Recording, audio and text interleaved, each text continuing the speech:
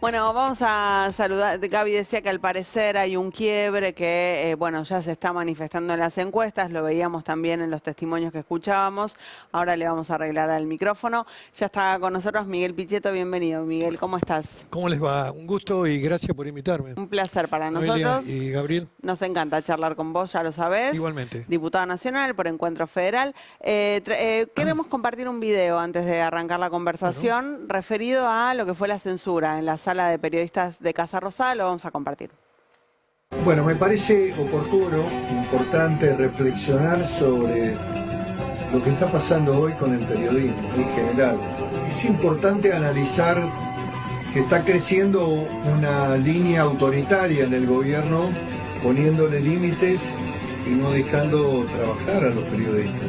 Que ni siquiera la dictadura muestra indudablemente un nivel de intolerancia y de rechazo a la labor del periodismo. Estos últimos hechos del cierre de la sala de periodistas de la Casa Rosada o estas denuncias de supuestos espionajes que parecen poco verosímiles, agigantan esta problemática y obligan también a un desafío de la prensa libre, de los medios de comunicación, a defender el ejercicio de la prensa y la libre expresión en una sociedad democrática. Quiero manifestar mi solidaridad con los que no pueden ejercer la labor del periodismo o reciben agravios e insultos con muy pocos precedentes.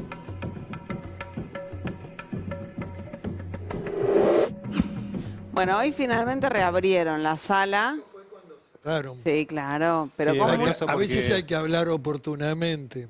No Vale, hubo la no. reacción que debería haber habido. Yo creo que también los grandes medios que deberían cuidar a sus propios periodistas. Pero bueno, hoy hay un dato muy significativo que tiene un mensaje muy contundente hacia el gran medio argentino que es Clarín. No le dejaron entrar al periodista de TN y al de Canal 13. Mensaje del gobierno. Ujú. El gobierno y Clarín sabrán por qué motivo, pero es muy significativo que esto esté ocurriendo. Siempre hay un sueño oculto en las autocracias de que creen que es posible un mundo sin periodistas, pero bueno, más temprano que tarde se dan cuenta que es imposible y van a tener que aceptar esta realidad, ¿no? Y lo que hacen es también lesionar la credibilidad en el sistema. Se autoinfligen un daño muy grande en términos políticos. No se dan cuenta. ¿Cómo le ves al gobierno en este momento? Lo veo como lo ven la mayoría de los analistas y en una caída indudablemente importante que nadie hubiera pensado después del triunfo electoral del año pasado de octubre. En términos de la credibilidad del gobierno, lo que hay que seguir es ese tema. No hay que darle mucha importancia a las encuestas de imagen, pero sí de cómo percibe la gente el gobierno y las expectativas. Yo creo que el gobierno está en una encrucijada muy importante. O trata de mejorar con la gente, ha tomado una medida, una medida que tiene mucha significación en términos de lo que va a tener que pagar la tarifa del gas de la gente, donde va a subsidiar el 75% de la tarifa. Es una medida que tiene una mirada electoral. Sí. Pero si no mejora el poder adquisitivo, no hay paritarias, no hay un debate sobre salarios, no hay un análisis sobre lo que el daño que produce los productos chinos entrando en todo el sistema, plataformas, por contrabando, por el norte, por vía de container, que destruyen todo, destruyen pymes, destruyen comercios. A mí me vinieron a ver la semana pasada todas las empresas pyme agrupadas en una, digamos, en una organización pyme de todo el país, de todos los rubros, están pidiendo una ley de salvación nacional de la pyme, que tiene que ver con una declaración de emergencia para afrontar la crisis que están sufriendo y que los lleva a cerrar y a perder empleo argentino. Por lo tanto, me parece que si el gobierno no aborda estas temáticas, tiene el riesgo indudable, un riesgo evidente de que se va a ir acentuando el rechazo a la gestión de gobierno, no hay ninguna duda de eso. Y a partir de las novedades del caso Adorni, ¿le ves salida a esa encerrona política en la que está el gobierno? Yo creo que el gobierno está en una encerrona que podría haber resuelto con mucha rapidez. Pero bueno, yo creo que deberían leerlo a Napoleón, algunos opositores, porque cuando las fuerzas opositoras, las fuerzas enemigas se equivocan, deja que se consolide la maniobra. Me parece que la persistencia y la continuidad del jefe de gabinete a priori configura un error del gobierno. Vos no lo sacarías Yo a no- Adorni, no votarías para que sacarlo.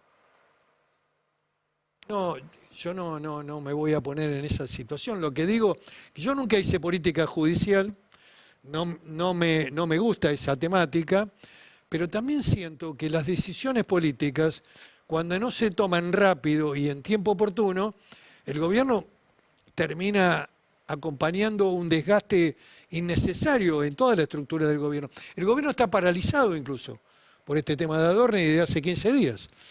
Cada evento que aparece en la prensa, qué sé yo, es un hecho nuevo que indudablemente le perfora la credibilidad del gobierno. Yo analizo los temas desde la política, no desde ir corriendo a Comodoro Pi. Y yo creo que desde el punto de vista político... No, pero esto no es como Oropi, es la posibilidad de la interpelación, la moción de censura. Bueno, son herramientas que tiene el Congreso. Difícilmente prosperen en términos del porcentaje de votos que... Pero vos no te pero- subís a eso. No te parece lo indicado. No le veo hoy posibilidades, no me gusta subirme a nada que indudablemente puede fracasar. Si hay una mayoría, voy a estar, pero no la veo esa mayoría. Podrías estar construyendo esa mayoría. Bueno, sí, soy un bloque minoritario, puedo acompañarla, pero no estoy en ese trabajo hoy. ¿Pero por qué? ¿Cuál es la lógica detrás de eso? ¿De que preferís que si el gobierno se equivoca con Adorni, que siga Adorni ahí donde está? Desde el punto de vista político me parece que es un flanco muy débil que tiene el gobierno. Pero bueno, si se conforman las mayorías, difícil de lograr, indudablemente que la herramienta de la interpelación y la moción de censura son herramientas que la oposición tiene legítimas para plantear en el ámbito del debate. Lamentablemente, la institución jefe de gabinete, como otras de la Constituyente del 94, se hicieron a la Argentina. El jefe de gabinete debería haber dependido del Congreso. En cambio, ¿cómo se hace en la Argentina cuando se instala esta figura? Que es tratar de amortiguar el daño que se le produce en la gestión de gobierno al presidente. Se hace como un ministro más, con un nivel más superlativo, pero sigue siendo un ministro que depende de la decisión del presidente. El modelo francés, que era el que incorporaba el radicalismo en el debate del 94, era un modelo donde la jefatura de gabinete era mucho más parecida al sistema europeo, donde el primer ministro tiene que ser interpelado por las cámaras y responde a las cámaras. Es distinto. Por lo tanto, la permanencia de Adorni siempre depende del presidente. Si el presidente lo quiere mantener, seguirá hasta tanto haya alguna decisión judicial que se tome oportunamente. ¿Seguís hablando con alguien del gobierno? No, hace mucho que no hablo, ¿no? Tampoco era mi interés hablar. Bueno, pero- Siempre hablé en el marco de una cosmovisión que tengo, de una visión que tengo, de cierta gobernabilidad, pero diría que la charla conmigo se agotó con la primera etapa de la Ley Bases, donde el gobierno vino con 700 artículos, se llevó 200, vino con privatizaciones de más de 26 empresas y las grandes importantes siguen siendo del Estado y es mejor que haya sido así porque YPF demuestra que es un valor y un activo muy importante, Aerolíneas Argentinas sigue siendo empresa del Estado. En fin, creo que hemos actuado en esa primera etapa del gobierno con un criterio basado también en el apoyo del voto popular. Le dimos algunos instrumentos. A partir de jubilados, discapacidad, universidades, ahí se fue abriendo una brecha con la oposición, con los sectores, incluso que siempre tuvimos voluntad dialoguista, pero ya después yo no acompañé la reforma laboral, no acompañé un conjunto de temáticas, la ley de glaciares no la he votado tampoco. ¿Y qué ves para este año en el Congreso? Hay una realidad que es la que transita la calle, la sociedad, los inconvenientes para llegar a fin de mes, la pérdida del poder adquisitivo, Y hay una realidad parlamentaria que en función del último resultado ha aumentado, sumado también al acompañamiento de algunos gobernadores peronistas, en donde el Congreso, el Parlamento, es la plataforma de negociación de las situaciones fiscales que viven en esas provincias. ¿Cuál es mi mirada? No hay que atacarlos, hay que asumir este dato de la realidad como un dato concreto. A los gobernadores, decís. A los gobernadores.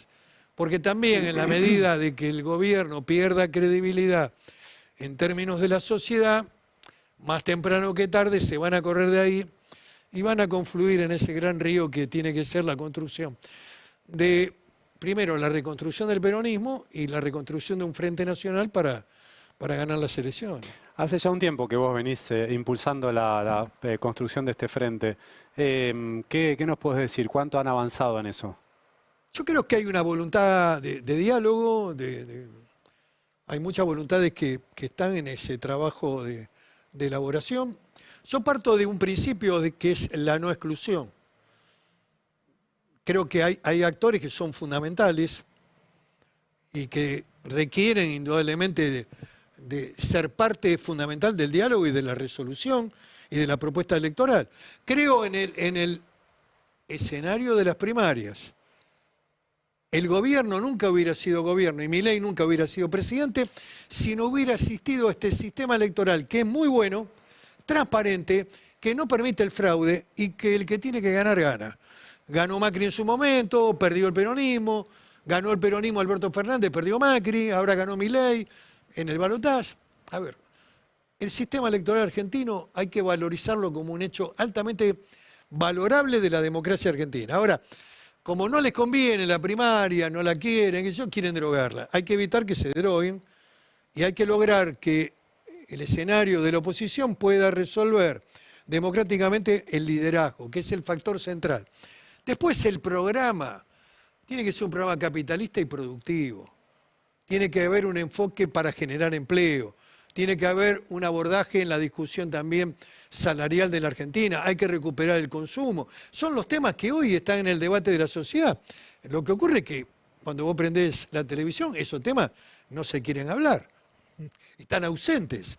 Pero abajo, cuando vos recorrés el conurbano o alguna provincia, están en la realidad cotidiana de la gente.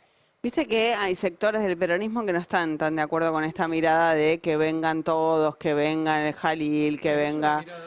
Bueno, ellos dicen, cuando sucedió eso, bien, que fue cuando fue Alberto Fernández presidente, no funcionó esto de que vengan todos. No funcionó porque no había un programa. No funcionó porque no había un conjunto de ideas centrales para gobernar la etapa. Y porque también el liderazgo era un liderazgo frágil.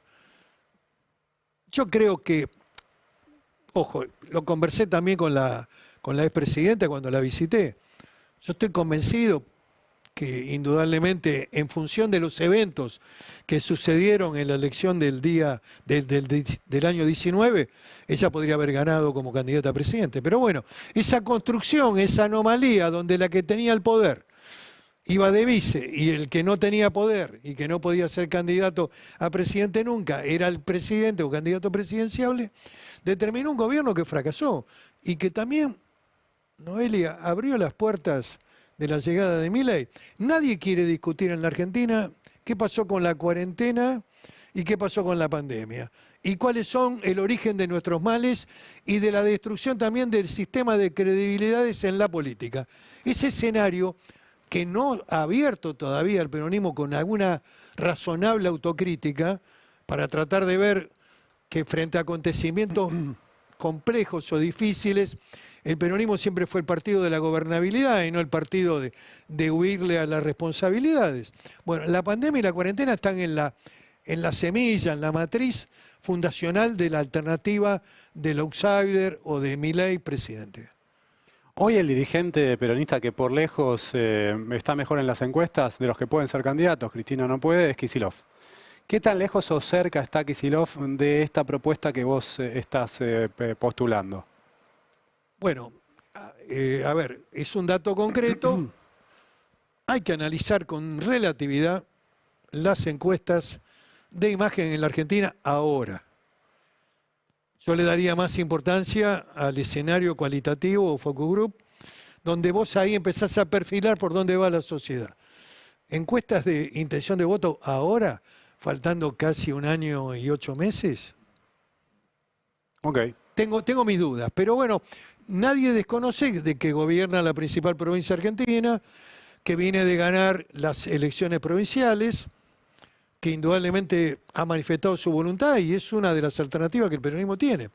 Lo que a mí me parece fundamental es una construcción. El otro día hubo un funcionario de él muy importante que dijo, el peronismo de izquierda, no compro ese libreto. No lo compro. No me metería en el sesgo ideológico del debate. Yo creo que hay que hacer peronismo, hay que tener una mirada del centro nacional, hay que recuperar las visiones de un capitalismo productivo, de defender el trabajo como elemento central, la industria nacional, parar el flujo que significa la destrucción masiva de China. China es importante y hay que fijar nuevas reglas de relacionamiento. ¿Tenés que venderle? Sí, tenés que venderle. Ahora, no te puede meter lo electrónico, la textil, los zapatos, no te puede liquidar todo. No puede hacer lo que hizo China en el África, no puede. Y el gobierno para eso tiene que tener herramientas que impidan eso. En Europa hay elementos de protección, hay políticas arancelarias, hay controles aduaneros, le fijan para arancelarias vía digamos, sanidad o higiene. En Estados Unidos amamos tanto a Trump, este gobierno quiere tanto a Trump, pero no hace política económica como Trump, no hace protección de la industria nacional como hace Trump. Hace una apertura como hicieron en la dictadura militar, nada más que en esa época China no era un factor que perjudicara. No existía China, la China industrial, la China tecnológica, la China capitalista impresionante que te entra en un mercado y te liquida todo. Hoy Europa se defiende, vuelvo a decirte, fijan aranceles, cuidan a sus industrias, cuidan su empleo. Hay un debate, hubo un debate que yo también participé en la primera etapa, después lo abandoné porque la verdad que es casi tonto, hay que dejar que hablen ellos, porque que fue el famoso tema de los termos de Lumilagro. Sí. Sí. Cuando Lumilagro sale a la luz la noticia de que van a despedir 140 personas y que el diseño de los termos lo van a mandar a hacer a China, bueno, dije, perdemos trabajo argentino, los chinos ganan trabajo chino. Bueno, hubo un debate interminable, todavía hoy están discutiendo alrededor, ahora dice que tomaron a 30 personas. Bueno, Milei lo pone como ejemplo positivo. bueno, pero el gobierno de Milei lo puso como ejemplo a Lumilagro, de una reconversión. Yo creo que es una reconversión, que es la empresa que produce en la Argentina, tiene empleo argentino, ¿qué hace? Despide a su personal, deja a su contadora y a un encargado de logística y se dedica a importar. Eso es letal. Letal, de letalidad absoluta, total. Eso no le conviene ni siquiera al gobierno, no se da cuenta que ahí están perdiendo. La pregunta es, ¿la minería, el petróleo y gas van a ser? Sí, van a ser. Pero van a ser empleo focalizado en las regiones donde está el desarrollo. La pregunta es cómo sostenés el empleo urbano en las ciudades, en la periferia, en el conurbano, en la periferia de la Gran Córdoba, en Mendoza, en La Rioja, en todos los puntos del país donde la industria, el comercio, es el activador, el consumo, el poder adquisitivo de los trabajadores. Bueno, ¿dónde está eso? Bueno, no está eso. Eso es lo que indudablemente pone en riesgo la credibilidad del actual gobierno. Y creo que le impacta de lleno en el ambiente de reelección. Yo creo que no hay ambiente de reelección hoy. Cuando estaba Kirchner, en el año 2007 había un espíritu, un año antes había espíritu de reelección. Cuando Menem en el 94 gobernaba, estaba la convertibilidad y la estabilidad, y había también un movimiento económico de inversiones, producto de las privatizaciones, y había un espíritu reeleccionista en la sociedad. Hoy yo no lo percibo eso. ¿Que hay clima de que va a ganar quién? No, lo que hay clima es que el gobierno no va a ganar, que es lo que te dicen medianamente los niveles de rechazo que tiene la gestión de gobierno. Después no te compres el caramelo que algunos colegas de ustedes, desde los medios oficiales del gobierno, ese 5%, que ocupan la franja. Claro, el 5% de los periodistas buenos, según Milei. Dicen no hay nada enfrente. alguien va a aparecer. Milei apareció también de la oscuridad, apareció en un programa de televisión. Fue diputado nacional, tuvo una intervención moderada y razonable en la Cámara de Diputados, pocas intervenciones. Casi te diría que no participó en debates importantes o hizo una primera discusión en la parte general, después se fue. Y de repente fue candidato a presidente. Yo creo que la sociedad va a generar su propio proceso a través de los mecanismos o partidarios o democráticos de la propia primaria. Y va a aparecer un liderazgo y creo que hay que consolidar las ideas. ¿Qué es lo que tenés que hacer cuando gobernás? No podés improvisar cuando gobernás. Te quiero preguntar por Marcos Galperín. Recién repasábamos su burla. He tenido un par de discusiones por Twitter. Tampoco quiero hablar de las personas. Me parece que es un error lo que hace. La verdad, inexplicable. Un hombre que es millonario. Tributan en Punta del Este, qué sé yo. Hay un síndrome de Punta del Este. ¿Vos sabés cuál es? No. La gente se muere de aburrimiento. Se aburre en serio y puede provocar una fuerte depresión en los meses largos del invierno. Se llama síndrome de Punta del Este. En el verano la pasás. Los 9 meses restantes te podés morir de depresión en Punta del Este. Y por ahí agarró Es un Twitter. poco de humor, Está bien. Noelia. Por ahí agarró Un poco de humor Twitter. negro. Me agarró Twitter. Por ahí agarró Twitter para Hubo burlarse gente de que una se deprimió jubilada. en serio, ojo. No lo dudo. No lo dudo. Puedes matar el tiempo así, burlándote. Burlándote. Puedes matar el tiempo burlándote de anciano. No, pero un poco de broma. Sí. Te quiero insistir por el peronismo. Si... No, es importante recordar que el Estado argentino hizo un esfuerzo por todas las empresas tecnológicas y aún hoy sigue percibiendo lo que se llama el subsidio tecnológico a la empresa de Galperín. Es una empresa que ha generado empleo en la Argentina, que se ha desarrollado. Yo no rechazo al emprendedurismo ni al éxito, no tengo una visión digamos, marxista de la vida. Al contrario, yo creo que la Argentina necesita muchos emprendedores. Ahora, el Estado argentino, ese tan repudiado Estado, en el gobierno del peronismo, hizo posible que se apoyara a las empresas tecnológicas. Galperín, como ya tenía un desarrollo previo, fue uno de los principales beneficiados y lo sigue siendo. En realidad el enfoque era más aquellos que estaban en un garaje empezando sus proyectos, con mucho talento, pero en la Argentina tiene talento. Y yo estuve reunido en su momento cuando se debatió el tema en el gobierno de Macri también. Y después fue ratificado en el gobierno de Fernández. Se suspendió un tiempo y después lo ratificaron. ¿Hoy ya se lo sacarías? Habría que evaluar que una gran empresa que tiene una rentabilidad importante, que es una de las figuras más importantes, si tendría que tener esto. Yo lo pondría más en los nichos y en los sectores, digamos, de jóvenes emprendedores que están haciendo proyectos pyme, desarrollo tecnológico, con el talento argentino, que es producto de la Universidad Argentina. Mirá qué importante que es la Universidad Argentina. Genera talento, muchos emprendedores que terminan vendiendo su proyecto después a americanos en valores muy importantes, o son parte después asociadas. Bueno, es la universidad. La universidad que hay que tratar de defender, y que este gobierno le quitó el financiamiento y no sabemos qué va a hacer con la ley que la está incumpliendo. Te quería insistir. Está incumpliendo con la ley de financiamiento universitario. Es la última pregunta que nos queda. ¿Ya termina? Hay un debate, sí, hablamos termina. bastante. Lo que pasa es que se nos pasa rápido el tiempo Claro. cuando Qué venís. lástima.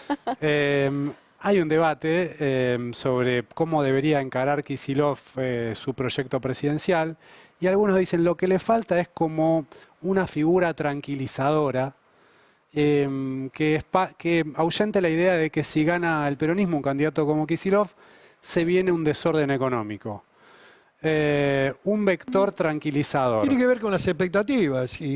¿Coincidís con esa mirada? Coincido con que el peronismo, en primer lugar, que es el partido del orden, tiene que garantizar previsibilidad, que no vamos a generar un debate sobre impuestos a la riqueza, o no vamos a generar un discursito con que vamos al default.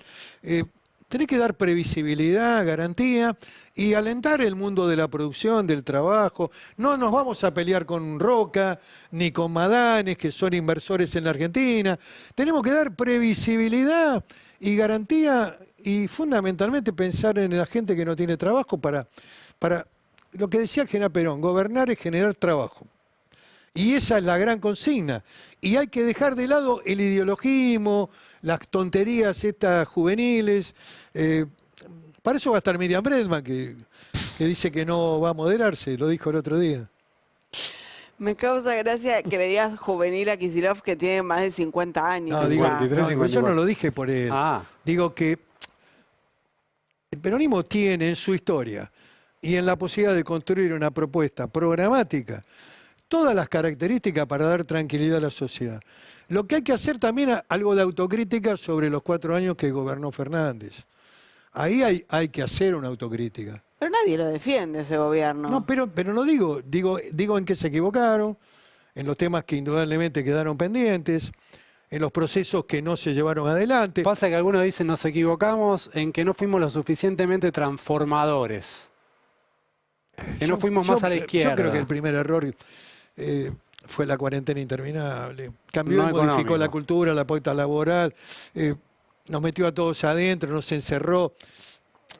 El proceso de vacunas, qué sé yo, no quiero hablar de ese tema porque me amarga profundamente y porque creo que no hubo una revisión histórica de todo lo que pasó. Ningún país se condena a la autodestrucción estando casi 1 año y medio parado. Ninguno. Podía haberse cerrado 90 días, qué sé yo. No sé, ese es uno de los temas que me parece que requiere de un debate. Requiere el mundo plan. Vos no podés hacer política con el jefe del plan al lado en tu oficina. Pérsico. No hago nombres, no Yo tengo hago. problemas con nadie. Te digo la verdad, y tengo una visión de benevolencia con todos. Todos hemos cometido errores. Quizás yo he cometido más que otros, pero nunca le tuve miedo ni me arrepiento de las decisiones que he tomado. No vengo a implorar perdón. Hablé con la presidenta después de casi 10 años y hablé en un plano humano, personal, de respeto, y creo que hoy hay que considerarla como un actor fundamental. Si algo le debería decir a Kicillof es que la vaya a ver. Creo que es importante que la vea. Es importante lo humano en política. Pero bueno, cada uno hace y construye su camino como realmente lo quiere. Importante el título. final. Muy. Gracias, Miguel, por venir. Gracias. Siempre un Que placer. sigan bien los dos Muchas y saben gracias. que los respeto mucho. Nosotros Gracias, a vos igualmente. también.